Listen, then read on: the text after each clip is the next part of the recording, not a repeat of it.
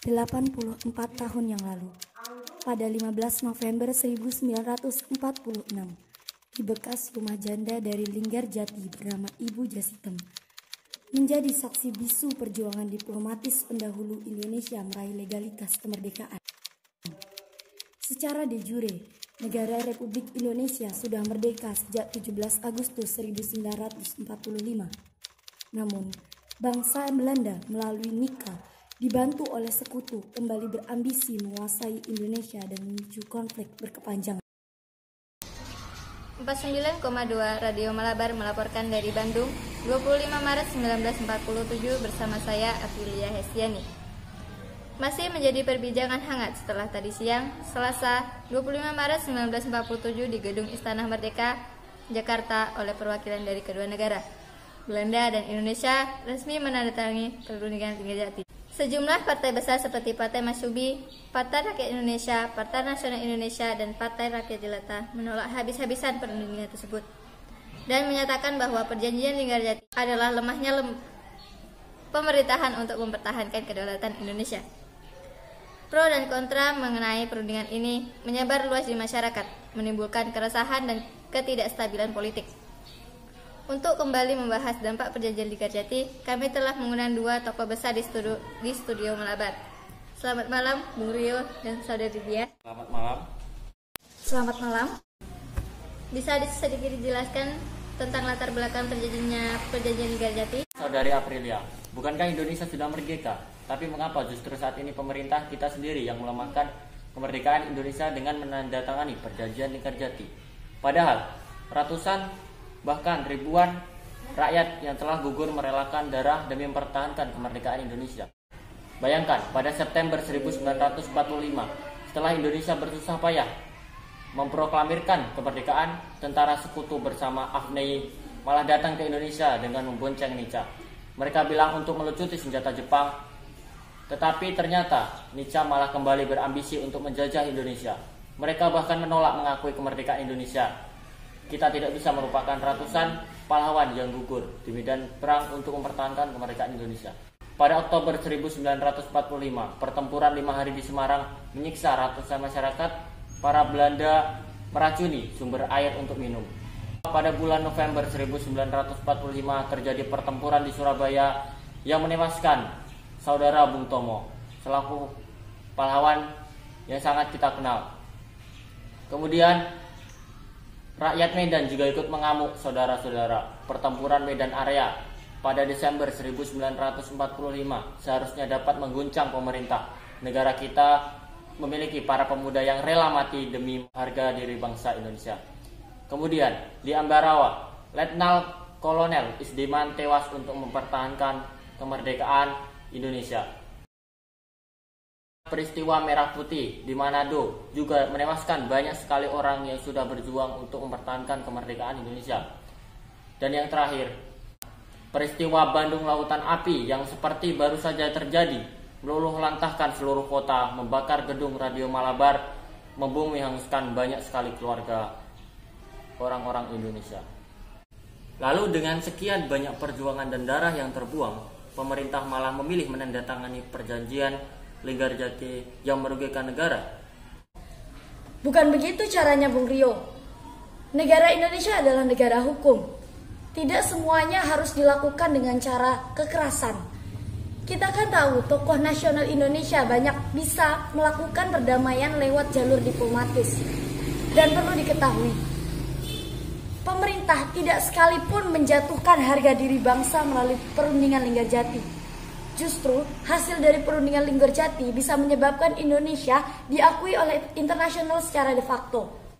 Sekutu memang salah telah membonceng Nika ke Indonesia, tapi Inggris telah bertanggung jawab dengan melakukan perundingan dan mengajak Indonesia dan Belanda untuk berunding. Seperti pada tanggal 26 Agustus 1946, Lord Keeler telah mengajak perwakilan dari Indonesia dan Belanda untuk melakukan perundingan di Inggris. Lalu yang kedua, pada tanggal 14 sampai 25 Juli 1945, Inggris itu telah meminta perwakilan dari Indonesia dan Belanda untuk melakukan perundingan di Inggris. Namun ternyata lagi-lagi perundingan tersebut gagal karena negara Indonesia itu meminta kedaulatan atas 3 wilayah, yaitu wilayah Sumatera, Jawa, dan Madura. Tapi Belanda hanya menyetujui kedaulatan untuk wilayah Jawa dan Madura. Untuk menyelesaikan sidang yang tidak mendapatkan keputusan itu, akhirnya Inggris kembali mengajak perwakilan dari Belanda dan Indonesia untuk melakukan perundingan pada tanggal 11 November 1946 di Linggarjati, Jawa Tengah.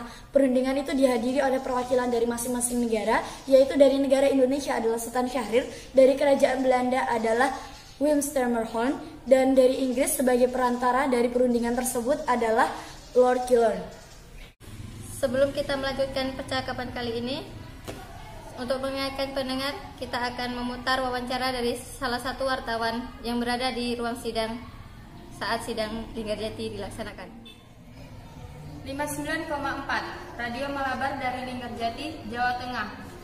Pada tanggal 15 November 1946 bersama saya Gladys Atika. Perundingan yang dilakukan oleh Belanda dan Indonesia sejak 11 sampai 15 November 1945 melalui perantara Inggris akhirnya menghasilkan keputusan. Saat ini, saya didampingi oleh ahli politik dari Partai Masyumi. Selamat malam, Ibu. Selamat malam. Siapa saja yang hadir dalam perundingan Linggarjati siang tadi? Perwakilan dari ketiga negara hadir siang tadi. Delegasi Indonesia yang dipimpin oleh Sultan Syahrir beranggotakan Dr. Lemena, Dr. Muhammad Rum, dan Dr. Agani, dan petinggi lain. Presiden Soekarno dan Muhammad Hatta juga hadir dalam perundingan ini. Sementara perwakilan dari Belanda itu adalah Profesor Schermerhorn dan Van Poel. Lord Killorn sebagai perantara dari Inggris juga hadir dan memimpin pertemuan. Perundingan ini dilakukan setelah terjadi banyak konflik, Bu. Namun sebenarnya apa sih hasil dari keputusan ini? Apakah hasilnya efektif bagi keselamatan masyarakat? Ya. Para tokoh bangsa telah memikirkan dengan matang akibat dari perundingan Linggarjati. Dalam rapat yang diadakan siang tadi, kedua belah pihak sama-sama menyetujui 4 poin penting, yaitu 1. Belanda mengakui secara de facto wilayah Republik Indonesia, yaitu Jawa, Sumatera, dan Madura. 2. Belanda harus meninggalkan wilayah Republik Indonesia selambat-lambatnya tanggal 1 Januari 1949. 3. Belanda dan Indonesia sepakat membentuk negara Republik Indonesia Serikat atau RIS. 4. RIS harus bergabung dengan negara-negara persemakmuran di bawah kerajaan Belanda. Baik, terima kasih untuk Ibu Cindy selaku ahli politik dari Partai Masyumi. Saya Gladys Afika dari cabang kantor Malabar. Bagaimana Bung Rio? Para tokoh bangsa mengatakan bahwa mereka telah memikirkannya dengan matang dan mereka yakin memberi dampak positif bagi kemerdekaan Indonesia. Positif dari mana? Kita malah semakin sengsara dan kehilangan harga diri bangsa. Belanda dapat kembali membangun kekuatan di Indonesia karena RIS di tangan Belanda. Kemudian saat ini juga banyak pertentangan di masyarakat. Semua lapisan masyarakat menolak hasil sidang. Dan yang terakhir, kami juga harus menarik dukungan kepada Sultan Syahrir. Beliau telah memberikan konsesi bagi Belanda. Bukan begitu, Bung. Justru perundingan Linggarjati ini menimbulkan dampak yang positif bagi Indonesia. Bayangkan, jika tidak ada perundingan Linggarjati, Indonesia tidak akan mendapat pengakuan de facto dari dunia internasional. Bung kan tahu hot news yang terjadi pada saat ini. Negara-negara di Arab sana seperti negara Irak, negara Mesir, Iran, Vatikan, dan lain-lain sudah mengakui kedaulatan Indonesia, dan itu terjadi karena adanya perundingan Linggarjati. Mohon maaf Bung dan Saudari, waktu siaran telah habis. Terima kasih untuk Sekjen Partai Rakyat Indonesia dan juru bicara ke Presiden. Saya Aprilia Hestiani dari Radio Malabar. Sekian, terima kasih.